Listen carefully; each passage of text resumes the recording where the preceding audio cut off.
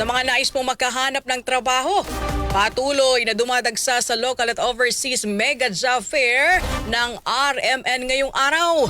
Mga na-hired on the spot, umabot na po sa 6. Ang kasama natin sa Balita Live via Zoom, si Rajuman Lestor Aler. RMN Live Report! Kasamang Angel, patuloy pa rin na dinadagsa ng mga nais makahanap ng trabaho. Ang local at overseas mega job fair ng Region Mindanao Network dito sa Robinsons Novaliches sa Quezon City.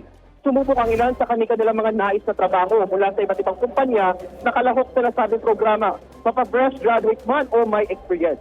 Sa mga oras na ito, umabot na sa 6 ang na-hired on the spot mula nang buksan ang job fair.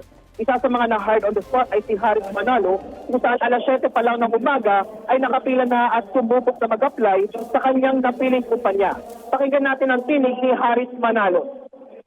Siyempre, yung dasal po kanina, yun po talagang in-appreciate ko para po may makita sa akin confidence. Masaya po siyempre. 7 pa lang po nandito na ako, kaya po ako yung nasa una sa pila. Siyempre, maraming salamat po kasi nagkaroon po kami ng trabaho na makatulong po sa mga pamilya po namin.